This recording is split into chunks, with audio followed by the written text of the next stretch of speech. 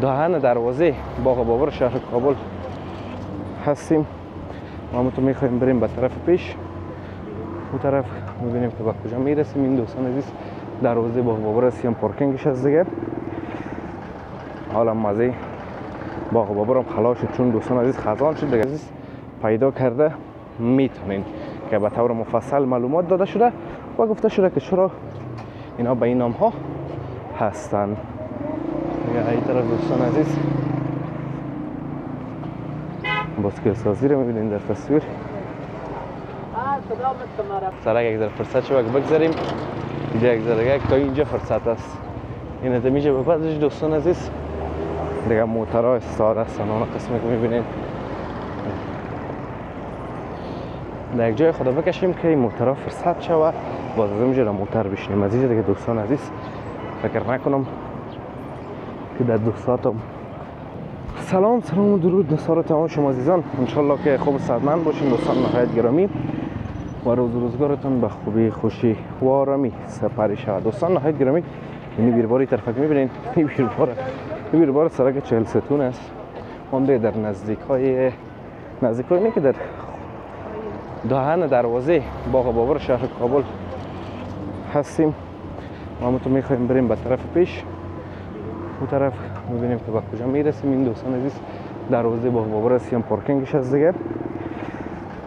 حالا مزه باغ بابر هم خلاص شد چون دوستان عزیز خزان شد دیگه. درخت‌ها برگاش میریزه اون وقت تابستان و سبزی مزه میتر. دوستان عزیز بریم طرفتر که هم یک ذره سایه هست و هم بیربار یک ذره کم است دیگه.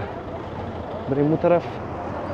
این ویدیو هم درسته. این طرف هم دوستان عزیز دریای کابل است که یک بوی میته که اگر قابل چی باشه اونجا قابل استشمام باشه خواد زوف کرد اینجا باشه.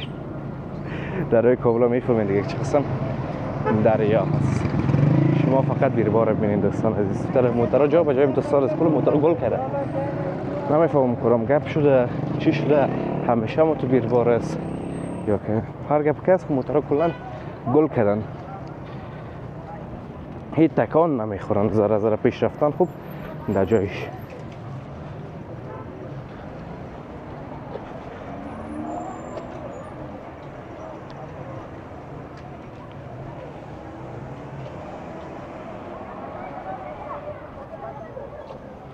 اینجا بچه های مکتب از مکتب برآمدین فوتبال دارن.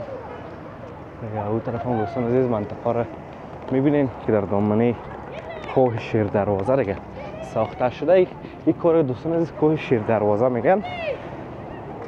ما از گذرگاه البته گذشتیم دوستان عزیز. قصه گذرگاه، کوه شیر دروازه، باغ بابر تمامش ما براتون مکمل گفتیم و دلیلایشون هم گفتیم چرا اینجا گذرگاه میگن، چرا کوه شیر دروازه است، دیوال تاریخی کابل چرا اینجا ساخته شد، توسط چی کسی ساخته شد، آسمایی کیست، کوه آسمایی چرا نامگذاری شده. تمامش فقط شما یک کار کنین برین دمی چینل یوتیوب، اگر در چینل یوتیوب هستین خوب، اگر از فیسبوک میبینین چینل یوتیوب افغان سریز برین در پلیلیست افغانستان و 1001 داستان اگر نامش اشتباه نکنم دموجه تمام از این ویدیوها رو دوستان عزیز پیدا کرده میتونین که به طور مفصل معلومات داده شده و گفته شده که چرا اینا به این نام ها هستن. این طرف دوستان عزیز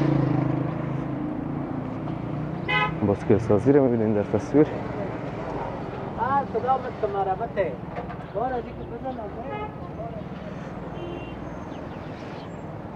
اون طرف هم سیب فروشی و میوه فروشی است و البته مکتب خصوصی جهان. میوه رو ببینید دوستان عزیز، شاید میوه های تازه و همونطور نابه. ما این بیربار دوستان عزیز ما رو میترسانه چه قسم پس بریم خانه به خاطر ویدیو گرفتن آمدیم. ما این بیربار آدم میترسانه. طرفان دوستان عزیز آفتاب هم است. خب به هر صورت شفاخانه بابر است تیر شویم، آفتاب زیاد است، بیشتر بریم براتون نشون میدم. سنان بیادرها رو کباب کرده ایستن چپ راست و مشتریایشان دود کباب است دوستا. یا مردگه و پویش دخله به وقت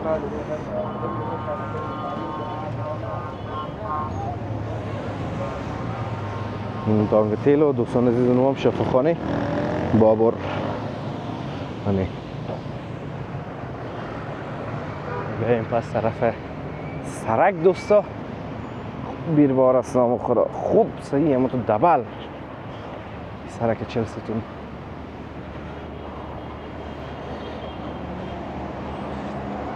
اینجا هم دست فروش ها هستن، جراب می فروشن دوستان عزیز. اون طرف هم لیسی ولی خوشحال خان خطکه در تصویر میبینین دوستان عزیز. البته پشت درخت هست، تصور کنید که از درخت ها برایم. دروازهش باز بهتر قابل نمایش است. اون دروازه که آبی که میبینین اون دروازه مکتب خوشحال خان خطک هست دوستان. یکم تو کم کم دور بخوریم که دوستان عزیز چی کنیم پیش بریم ویدیوی 40 ستون، آقلی شمس، جنگلک و جاهای را که شما میفهمین نامایشون رو بر ما در کامنت ها بگیرین که باز من برام براتون ویدیو و گزارش تهیه بکنم. گرگه ببینین دوستان عزیز سر موتر دیدین گرگه سرک یک ذره فرصت شو بگذاریم اینجا یک ذره تا اینجا فرصت است. این از میشه به بعدش دوستان عزیز دیگه موترها استاده هستن. اون قسمی که میبینین در یک جای خدا بکشیم که این موترها فرصت شوه باز از اینجا موتر بشنیم. از اینجا دیگه دوستان عزیز فکر نکنم که در 2 ساعت هم تا شاره برسیم.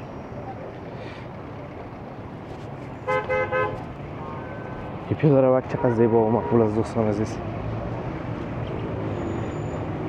این طرف دوستان عزیز یک سرک است، 2 منطقه داره، یکی بالاست یکی پایین.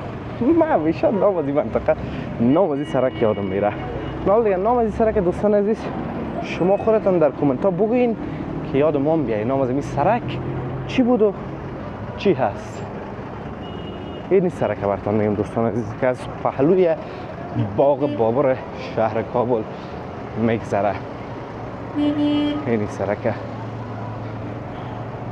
اسم از این سرک دوستان عزیز چی بود و چی هست دیگه. بیروار سرک ببینید دوستان عزیز یگال از سارندارند است مگه موترها ذره هم شور نمیخورند. یه ذره هم دیگه زمین فرصت دیوالای با بابر استفاده کرده. یک جای خالی است آمده اینجا قرار کرده جای خود انداخته و موچیگری میکنه یا که بودوزی میکنه دیگه دوستان عزیز.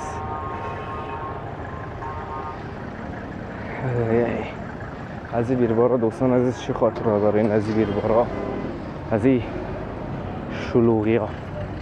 خب به هر صورت دوستان عزیز کم کم میرسیم به گذرگاه. انشالله که ویدیو خوشتون آمده باشه، ویدیو لذت برده باشین. ویدیو رو لایک کنین، در کانال همچنین سابسکرایب کنین تا ویدیوهای بعدی همه ایتونه به الله متعال پاک و بی‌نیاز میسپارم. روزگار خوب خوش داشته باشین، در پناه حق باشین. الله حافظ و مددگار همه ایتون.